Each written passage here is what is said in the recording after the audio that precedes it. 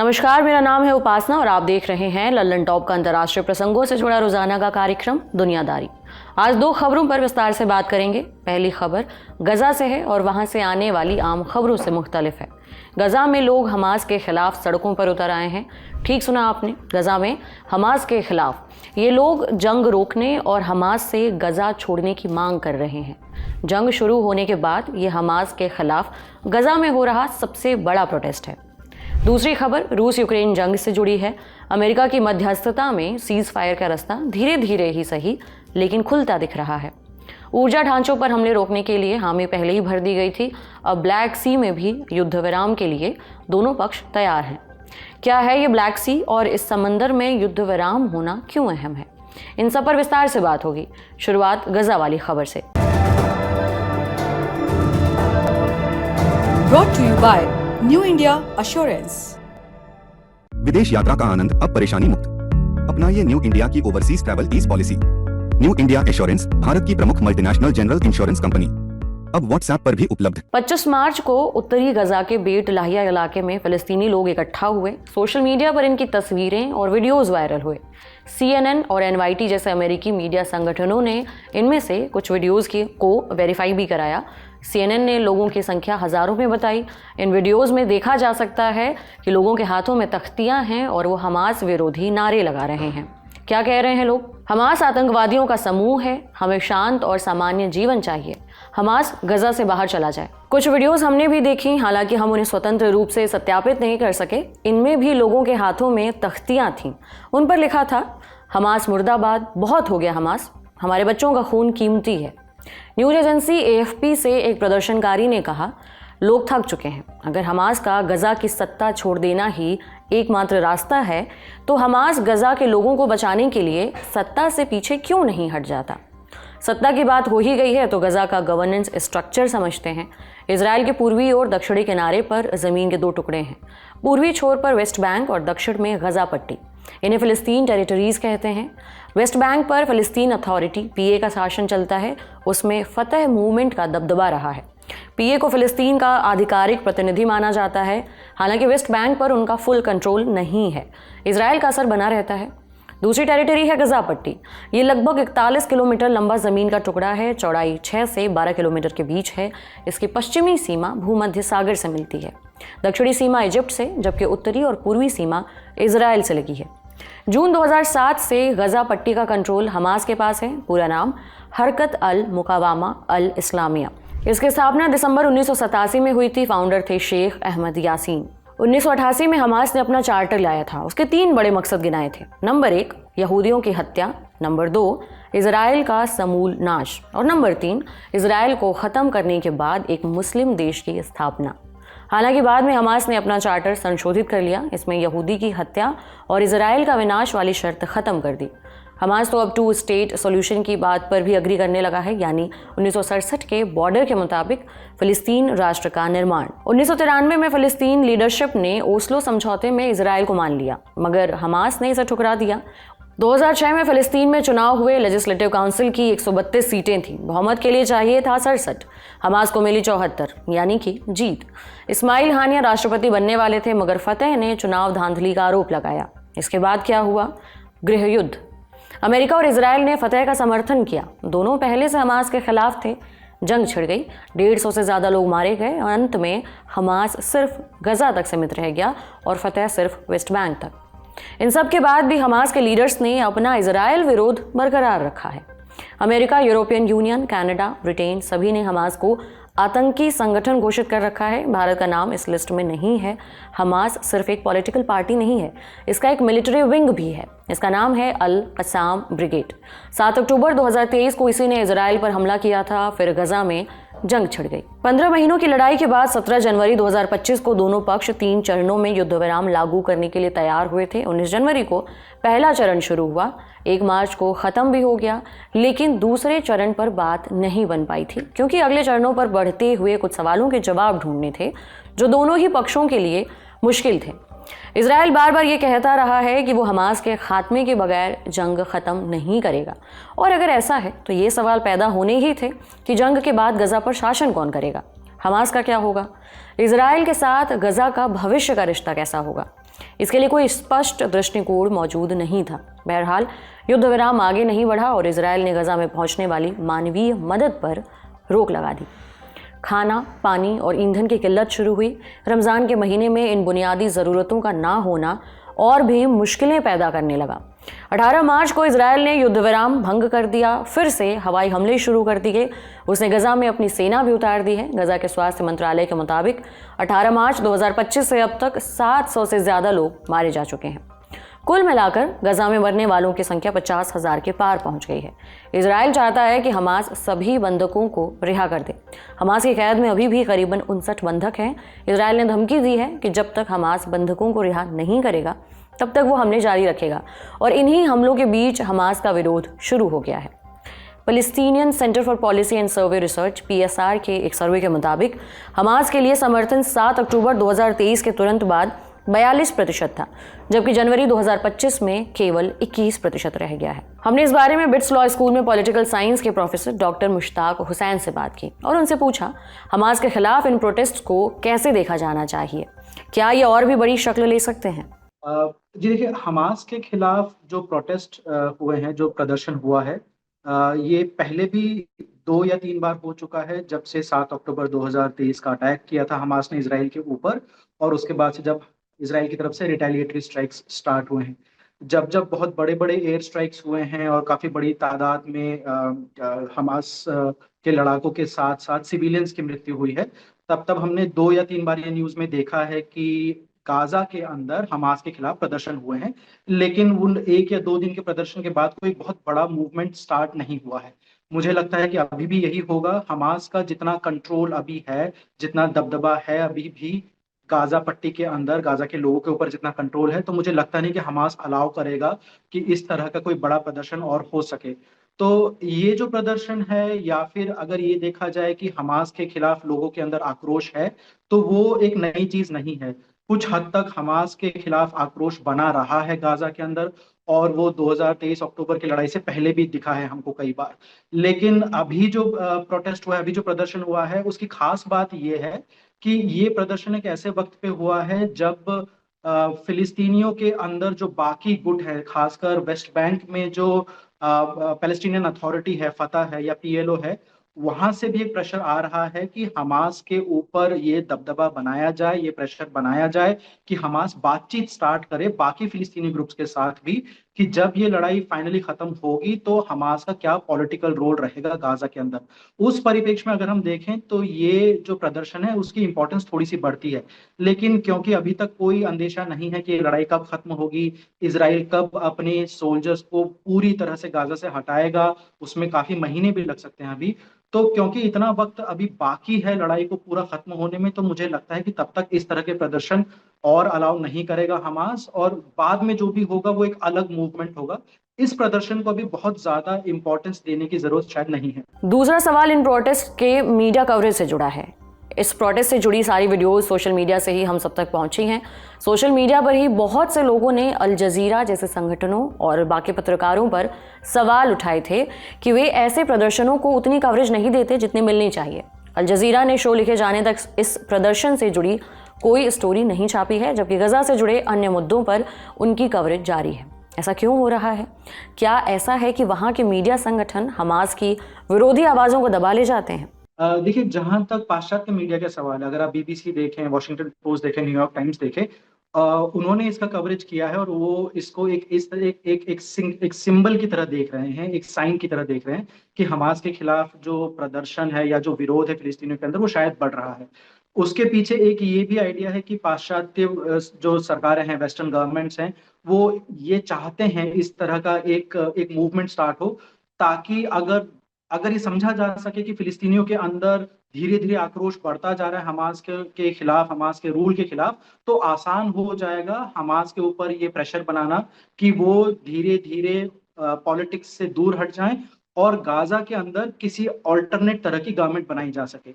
ये जो चीज है, ये कुछ अरब गवर्नमेंट्स के लिए फायदेमंद नहीं है, खासकर अगर आप कतर को देखें तो। कतर की सरकार का बहुत ही एक डीप रिश्ता रहा है हमास के साथ, और वो पिछले 2 दशकों से चल रहा है। और हमास की काफी सारी जो फंडिंग होती है वो कतर की तरफ से भी आती है। हमास का जो सबसे बड़ा फॉरेन ऑफिस है, जहाँ बहुत सारे उनके लीडर्स अभी भी रहते हैं, वो कतर की राजधानी दोहा में है। और कतर का जो रूलिंग फैमिली है, उन्हीं की तरफ से अल जजीरा की भी फंडिंग आती है। सो अल जजीरा ने अगर अभी तक कोई कवरेज नहीं दी है, उसके पीछे सीधा सीधा एक पॉलिटिकल रीजन है कि अल जजीरा नहीं चाहता कि कोई भी इस तरह की न्यूज आए कि हमास कमजोर पड़ रहा है, क्योंकि उसका सीधा असर कतर की सरकार के ऊपर भी होगा। और कतर की सरकार के ऊपर प्रेशर ये होगा कि अगर हमास के प्रति लोगों में आक्रोश है या विरोध है, तो कतर की सरकार को भी बाकी फिलिस्तीनियों से बात करके हमास को धीरे धीरे साइडलाइन करने की कोशिश करी जानी चाहिए। अल जजीरा कभी भी ऐसी कोई न्यूज नहीं देता है जो कतर की सरकार की फॉरेन पॉलिसी के जो ऑब्जेक्टिव्स हैं उनके खिलाफ चला जाए। ये सबसे बड़ा रीजन है कि अल जजीरा ने अभी तक कोई इस तरह की न्यूज नहीं दी है। जबकि विदेशी से मेरा मतलब जितने भी वेस्टर्न मीडिया हाउसेस है, वो चाहते हैं, उनकी सरकारों के लिए या पब्लिक ओपिनियन के लिए अच्छा रहेगा कि अगर फिलिस्तीनियों के अंदर इस तरह का एक फीलिंग दिखाई जाए कि वो चाहते हैं कि हमास को हटा के कोई और पॉलिटिकल रूल गाजा में आए, या फिर गाजा और वेस्ट बैंक को मिलाकर कोई एक ऑल्टरनेटिव पैलेस्टीनियन गवर्नमेंट बन सके। गजा का चैप्टर यहीं तक। अब रूस यूक्रेन जंग की बात। सऊदी अरब में 23 मार्च से 25 मार्च तक 3 दिनों की शांति वार्ता के बाद रूस और यूक्रेन नेवल सीज फायर यानी कि समुद्र में युद्ध विराम के लिए तैयार हुए हैं। 25 मार्च को अमेरिका ने स्टेटमेंट जारी कर इसका ऐलान किया है। क्या क्या लिखा था उस स्टेटमेंट में, पॉइंट्स में जानिए। पहला, रूस और यूक्रेन में सहमति बनी है कि ब्लैक सी यानी कि काला सागर में जहाज़ों की सुरक्षा का ख्याल रखा जाएगा, उन पर हमला नहीं किया जाएगा, व्यापारिक जहाज़ों का सैन्य इस्तेमाल बंद कर दिया जाएगा। दूसरा, अमेरिका रूस को उसके अनाज और फर्टिलाइज़र यानी कि उर्वरक के एक्सपोर्ट को फिर से बहाल करने में मदद करेगा। रूस को बंदरगाहों और पेमेंट सिस्टम का एक्सेस मिलेगा। तीसरा, युद्धबंदियों की अदला बदली पर समझौता भी हुआ है। नागरिक बंदी रिहा किए जाएंगे, जबरन ले जाए गए यूक्रेनी बच्चे भी लौटाए जाएंगे। चौथा, ऊर्जा प्रतिष्ठानों पर हमले बंद करने वाले समझौते को आगे बढ़ाया जाएगा ताकि उसे लागू किया जा सके। पांचवा, अमेरिका और यूक्रेन को ऊर्जा और समुद्री समझौतों पर तीसरे देशों की मध्यस्थता स्वीकार है। छठा, स्थायी शांति की दिशा में कदम बढ़ते रहेंगे, वार्ता जारी रहेगी। रूसी सत्ता प्रतिष्ठान क्रेमलिन ने भी बयान जारी किया, कहा कि समुद्री सुरक्षा वाली डील तभी लागू होगी जब हमारी शर्तें पूरी की जाएंगी। कौन सी शर्तें रखी हैं रूस ने? पहला, रूस के कृषि बैंक, रोजलखोज बैंक और बाकी वित्तीय संस्थानों पर से प्रतिबंध हटाए जाएं। दूसरा, अनाज और उर्वरक निर्यात पर पाबंदियां खत्म हों। मछली उत्पादों समेत सभी खाद्य व्यापार पर रोक हटे। रूसी जहाज़ों पर लगे प्रतिबंध खत्म किए जाएं। खाद्य और उर्वरक सप्लाई करने वाले जहाज़ों को बंदरगाहों में मरम्मत की इजाज़त मिले। रूसी व्यापार वित्तीय लेन देन पर रोक हटे। बीमा कंपनियां खाद्य और उर्वरक शिपमेंट की कवरेज बहाल करें। रूस को कृषि मशीनरी की सप्लाई दोबारा शुरू हो। खाद्य उत्पादन से जुड़े अन्य सामानों पर भी पाबंदी हटे। अब जानते हैं कि ब्लैक सी में युद्ध विराम क्यों खास है। यूक्रेन को यूरोपीय महाद्वीप का ब्रेड बास्केट कहा जाता रहा है, यानी किसी प्रांत, देश या महादेश का वो इलाका जो बाकी हिस्से के लिए पर्याप्त अनाज उपलब्ध कराता हो। इस मामले में यूक्रेन न सिर्फ यूरोप बल्कि बाकी दुनिया के देशों के लिए भी ब्रेड बास्केट की भूमिका निभाता रहा है। रूस के हमले से पहले तक निर्यात के मामले में उसकी पोजीशन कुछ ऐसी थी: सूरजमुखी के तेल में पहला, जौ में तीसरा, मक्के में चौथा और गेहूं में पांचवा। 2021 में यूक्रेन ने लगभग 1 लाख करोड़ रुपए के अनाज का निर्यात किया था। 2016 से 2021 के बीच यूक्रेन ने 87% गेहूं अफ्रीका और एशिया के विकासशील देशों में भेजा था। इन देशों में गेहूं भोजन का अभिन्न हिस्सा है। कई देशों में कोरोना महामारी और इंटरनल कॉन्फ्लिक्ट की वजह से भी खाने की कमी थी। कुछ देशों में आबादी का एक बड़ा हिस्सा बाहर से मिलने वाली मदद पर निर्भर है। ऐसे 120 देशों में यूएन यूक्रेन के अनाज के जरिए मदद पहुंचाता था, यानी ग्लोबल फूड सप्लाई को मेंटेन रखने में यूक्रेन की काफ़ी अहम भूमिका थी। फिर आया फरवरी 2022 का महीना। रूस ने यूक्रेन का फुल स्केल इन्वेजन शुरू किया। यूक्रेन अपने डिफेंस के लिए उठा, लेकिन ब्लैक सी के बंदरगाहों पर रूस का नियंत्रण बना रहा। नक्शे पर देखिए, यूक्रेन के दक्षिण में क्या है? एक तरफ क्रीमिया और सेवेस्तोपुल है। इन दोनों पर रूस ने 2014 में कब्जा कर लिया था। इसके अलावा ब्लैक सी के किनारे पर कई बड़े बंदरगाह हैं, जैसे ओडेसा, कोर्नोमोर्स्क और पिवदेनी। इसी रूट से यूक्रेन अपना अनाज बाहर भेजता था, लेकिन युद्ध शुरू होने के बाद से रास्ता लगभग बंद हो गया। रूस ने कब्जे के बाद ब्लैक सी के रास्ते को ब्लॉक कर दिया। उसने समंदर में माइंस बिछा दी और अपने नौसैनिक जहाज भी गश्त पर लगा दिए। बिना रूस की मर्जी के कोई जहाज नहीं निकल सकता था। ऐसे में अनाज और खाद की सप्लाई ठप पड़ गई। फिर मई 2022 में यूरोपियन यूनियन ने ज़मीनी रास्ते से अनाज का निर्यात करने का फैसला किया। इन लैंड रूट्स को सॉलिडेरिटी लेन्स का नाम दिया गया। ईयू ने इसके लिए लगभग 10,000 करोड़ रुपए की रकम दी, लेकिन ज़मीन के रास्ते सप्लाई करना न सिर्फ मुश्किल था बल्कि महंगा भी था। इसमें समय की खपत भी ज़्यादा होती थी। फिर यूनाइटेड नेशंस की एंट्री हुई। उसने और तुर्की ने मिलकर पुतिन को मनाया ताकि वो ब्लैक सी से होने वाली अनाज की आपूर्ति को ना रोकें। आखिरकार जुलाई 2022 में तुर्की में समझौता हुआ। इसके तहत यूक्रेन को अनाज की सुरक्षित सप्लाई का हक मिल गया। रूस ने अनाज के जहाज़ों पर हमला नहीं करने का फैसला किया। इसको ब्लैक सी ग्रेन डील या हिंदी में कहें तो काला सागर अनाज समझौता नाम दिया गया। शुरुआत में समझौते की डेडलाइन 19 नवंबर 2022 तक की रखी गई थी, लेकिन 17 नवंबर को ही इसे 120 दिनों के लिए आगे बढ़ा दिया गया। मार्च 2023 में दूसरी बार और मई में तीसरी बार 60-60 दिनों के लिए डील को एक्सटेंड किया जाता रहा।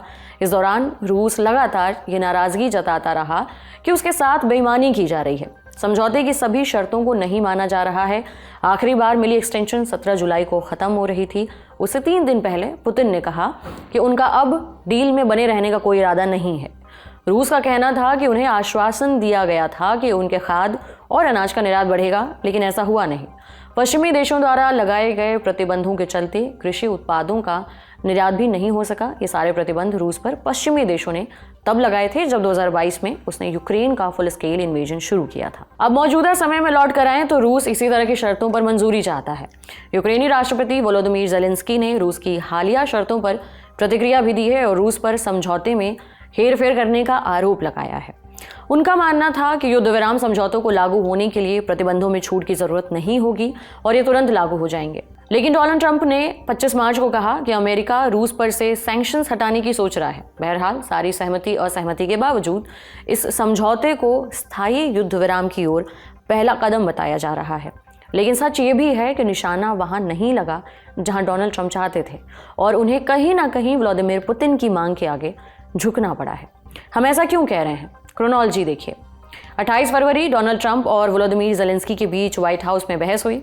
3 मार्च अमेरिका ने यूक्रेन को दी जाने वाली अमेरिकी सैन्य मदद रोक दी।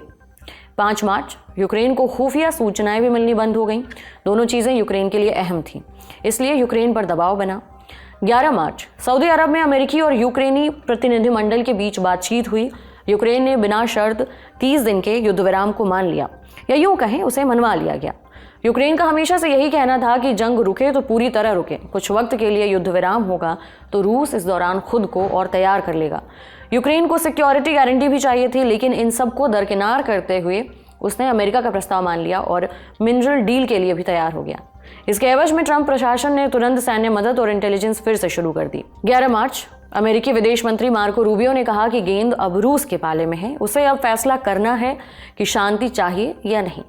18 मार्च पुतिन और ट्रंप की फोन पर बात हुई। बातचीत से पहले इसी दिन पुतिन ने कहा कि वो सीज फायर के पक्षधर हैं, लेकिन वे 30 दिन के बगैर शर्त युद्ध विराम के लिए तैयार नहीं हुए। ट्रंप का प्लान फेल हो गया। फोन कॉल पर पुतिन ने कई शर्तें रख दी, जैसे यूक्रेन नए सैनिक भर्ती करना और ट्रेनिंग देना बंद करे, उसे भेजी जाने वाली सैन्य मदद और इंटेलिजेंस सपोर्ट भी रोकी जाए, यूक्रेन हथियार भी इंपोर्ट करना बंद करे। इस फोन कॉल के बाद 30 दिन के बिना शर्त युद्ध विराम वाली बात तो छूट ही गई, पर एक सकारात्मक चीज जरूर हुई। पुतिन अस्थायी तौर पर यूक्रेन के एनर्जी इंफ्रास्ट्रक्चर पर यानी कि ऊर्जा ढांचे पर हमला करना रोकने को तैयार हुए। 3 साल के युद्ध में पारस्परिक सहमति से उठाया गया ऐसा पहला कदम था। इसके बाद यूक्रेन ने ऊर्जा ढांचों की एक लिस्ट अमेरिका को दी। रूस इसके लिए तैयार हुआ। उसने अपने हालिया बयान में ये कहा है कि अस्थायी तौर पर ऊर्जा ढांचों पर हमला रोक दिया गया है और 30 दिनों तक रुका रहेगा, लेकिन उसका ये भी कहना है कि इस युद्ध विराम का पहला दिन 18 मार्च माना जाएगा। व्लादिमीर ज़ेलेंस्की ने इस बात पर भी आपत्ति जताई है। हमने इस मैरीटाइम सीज फायर के सिलसिले में जवाहरलाल नेहरू यूनिवर्सिटी में रशियन स्टडीज के associate professor doctor Rajan Kumar से बात की। उनसे पूछा, रूस की शर्तों को देखते हुए क्या ये युद्ध विराम लागू हो सकेगा? क्या डोनाल्ड ट्रंप रूस पर लगे सैंक्शंस हटा सकते हैं? और अभी जो दूसरा स्टेज है उसमें ब्लैक सी का एरिया, जो काला सागर का क्षेत्र है, वहाँ पे जो आवागमन होता है, वहाँ से जो जहाज, समुद्री जहाज जाते हैं, यूक्रेन के भी जाते हैं, रूस के भी जाते हैं और दूसरे देशों से भी इन देशों में आते हैं। तो उसमें बातचीत हो रही है कि ब्लैक सी के एरिया में कैसे इस डील को लागू किया जाए, जिससे कि ग्रेन डील, जिसको ब्लैक सी ग्रेन डील के रूप में बोला जाता है, तो वो बहाल हो सके और लेकिन उसमें दिक्कत यह है कि अगर ये अभी क्यों नहीं फाइनल डील हो पा रहा है इस इशू पे, उसका कारण यह है कि लगता है कि इसको कैसे इम्प्लीमेंट किया जाएगा, कौन इसको देखेगा कि जो जहाज हैं उनसे केवल अनाज जा रहे हैं और उनसे दूसरे जो सैनिक उपकरण इत्यादि हैं वो नहीं आ रहे हैं या नहीं जा रहे हैं, तो इसको इम्प्लीमेंट कौन करेगा। इस कारण से आपने देखा कि कोई ज्वाइंट स्टेटमेंट भी दोनों देशों ने नहीं दिया, कोई वक्तव्य जो नॉर्मली जो आता है दो बातचीत के बाद रियाद में, तो वह नहीं दिया गया था। उसका कारण यही था। तो अभी और फिर बातचीत यह हो रही है कि अभी तीसरे स्टेज में फिर इसके दायरे को बढ़ाया जाएगा। पहला तो यह है कि उल्लंघन नहीं हो सीज फायर का, दूसरा कि जो अभी दो ब्लैक सी का एरिया है और एनर्जी इंफ्रास्ट्रक्चर है, इसको इसमें और भी किन कैसी चीज़ों को शामिल किया जा सकता है। और बातचीत यह भी हो रही थी कि कुछ दिनों बाद शायद उसमें इस वार्तालाप में ट्रंप और पुतिन भी शामिल हो, ये कुछ न्यूज़पेपर्स का रिपोर्ट अभी कुछ दिन पहले बोल रहा था। तो ये सारी संभावना है, जो युद्ध विराम की स्थिति है वो बन सकती है, लेकिन अभी मुझे लगता है कि उसमें काफी टाइम लगेगा। अभी आंशिक युद्ध विराम में भी मुश्किलें आ रही हैं। इस युद्ध विराम का जमीन पर कितना असर पड़ेगा और क्या हम आगे आने वाले समय में स्थायी और पूर्ण युद्ध विराम की उम्मीद कर सकते हैं? देखिए, मैं इसमें कहूंगा कि इसकी संभावना है। इसकी संभावना यह है कि अगर एनर्जी पे हो जाता है, ब्लैक सी पे हो जाता है, और फिर कोशिश यह है कि अमेरिका की कोशिश यह है कि कम से कम शुरू में 1 महीने के लिए बिल्कुल युद्ध विराम की स्थिति लागू हो, कि दोनों देश एक दूसरे पे हमले बिल्कुल बंद कर दें। और उसके बाद के स्टेज में बातचीत होगी, वो जो क्षेत्र है, टेरिटरी है जो रूस के कब्जे में है, उसको कैसे रूस कितना रूस रखेगा, क्या नहीं रखेगा, कितना वापस करेगा, और फिर जो प्रिजनर एक्सचेंज इत्यादि है उसकी बातचीत होती है। तो ये सारा थर्ड स्टेज का है, पूर्ण युद्ध विराम में हो पाएगा। इसकी स्थिति तो बन सकती है, लेकिन अभी मुझे लगता है कि उसमें काफी विलंब की संभावना है।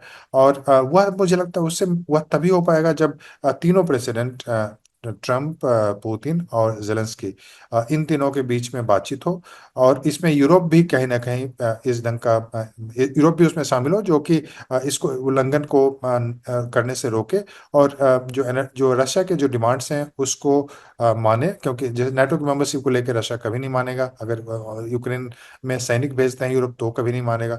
तो ये सारी शर्तें हैं जिसमें कुछ शर्तों को मानना पड़ेगा, तभी रूस तैयार होगा। अब सुर्खियां। 25 मार्च को अमेरिका के राष्ट्रपति डोनाल्ड ट्रंप ने एक एग्जीक्यूटिव ऑर्डर पर साइन किया। इसमें लिखा था कि अमेरिकी नागरिकों को वोटर रजिस्ट्रेशन के लिए नागरिकता का प्रमाण देना होगा।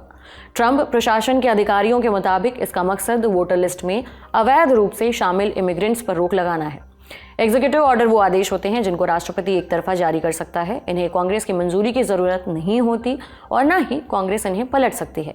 हालांकि इन्हें अदालत में चुनौती दी जा सकती है। आदेश में ट्रंप ने कहा है कि भारत और ब्राजील के मतदाता वोटर की पहचान को बायोमेट्रिक डेटाबेस से जोड़ रहे हैं, जबकि अमेरिका में नागरिक इसके लिए काफी हद तक सेल्फ अटेस्ट करने पर निर्भर है। क्या है भारत का बायोमेट्रिक सिस्टम, जिसका ट्रंप ने भी लोहा माना है? भारत में बायोमेट्रिक पहचान 2010 में आधार कार्ड से शुरू हुई थी। बायोमेट्रिक पहचान माने फिंगरप्रिंट, रेटिना स्कैन या फिर फेशियल फीचर से शख्स की पहचान करना। फिर 2015 में आधार को वोटर आईडी से लिंक करने की प्रक्रिया शुरू हुई, जिससे फर्जी वोट ना डाले जा सकें।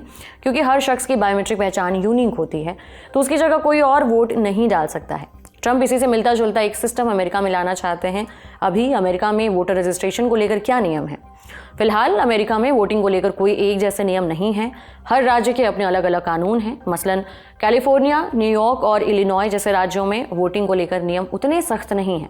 इन राज्यों में नाम और पता बताकर या फिर कोई भी दस्तावेज जैसे कि बिजली का बिल दिखाकर वोट डाला जा सकता है। अब दूसरी सुर्खी की ओर चलते हैं। 26 मार्च को अंग्रेजी वेबसाइट रॉयटर्स पर एक रिपोर्ट छपी। रिपोर्ट के मुताबिक चीन की कुछ खुफिया कंपनियां मिलकर उन अमेरिकी लोगों को भर्ती करने का लालच दे रही हैं जिनको अमेरिकी सरकारी नौकरी से निकाल दिया गया है। रॉयटर्स ने इस रिपोर्ट में हवाला दिया है नौकरी के लिए छपे इश्तेहार और घटना का खुलासा करने वाले रिसर्चर मैक्स लेसर को। मैक्स लेसर वाशिंगटन के एक think tank foundation for defence of democracies में काम करते हैं। उनके रिसर्च के मुताबिक एक खुफिया चीनी टेक कंपनी की अगुवाई में कई फर्जी कंसल्टिंग फर्म्स काम कर रही हैं, जो खास तौर पर उन लोगों को निशाना बना रही हैं जिन्हें अमेरिकी सरकारी नौकरी से हाथ धोना पड़ा है। ट्रंप के सरकार में आने के बाद से डिपार्टमेंट ऑफ गवर्नमेंट एफिशिएंसी या डॉज ने हजारों सरकारी अधिकारियों को नौकरी से निकाला है। इन्हीं अधिकारियों को नौकरी का लालच देने के लिए ये कंपनियां क्रेगलिस्ट और लिंक्डइन जैसे प्लेटफॉर्म्स पर नौकरी के इश्तेहार डाल रही हैं। ऐसे ही एक कंपनी रिवर मर्ज स्ट्रैटेजीज ने खुद को जियोपॉलिटिकल रिस्क कंसल्टिंग फर्म बताते हुए ऐड पोस्ट किए, जो बाद में हटा लिए गए। रिवर मर्ज ने अपनी वेबसाइट पर 2 ऑफिस एड्रेस डाल रखे हैं, सिंगापुर और कोलोराडो। रॉयटर्स के मुताबिक जब उन्होंने ये एड्रेस विजिट किया तो कंपनी का सिंगापुर में दिया पता खाली मैदान निकला। जब अमेरिका के जांच आयोग FBI के स्पोक्स पर्सन से इसको लेकर सवाल किए गए तो उन्होंने चेतावनी दी, कहा कि अमेरिकी सरकार से रिटायर हो चुके उसमें अभी काम करने वाले या बनने वाले अधिकारियों को टारगेट करने के लिए चीन के खुफिया अधिकारी खुद को थिंक टैंक, कोई संस्थान या कोई कंपनी भी बता सकते हैं। आज का दुनियादारी यहीं समाप्त होता है। इसके अलावा आज के लल्लन टॉप शो में जानिए कि वैवाहिक जीवन में विवाद या मतभेद के बाद जिस तरह से पार्टनर के प्रति क्राइम की घटनाएं बढ़ रही हैं, क्या वो कोई अलार्मिंग पैटर्न है? क्या मैरिड लाइफ साइकोलॉजी में कोई बड़ा बदलाव आ रहा है? लल्लन टॉप शो पब्लिश होने के बाद उसका लिंक आपको यहाँ डिस्क्रिप्शन बॉक्स में मिलेगा, जरूर देखिए। साथ ही अपना ख्याल रखिए। लल्लन टॉप देखते रहिए। शुक्रिया, शुभ रात्रि।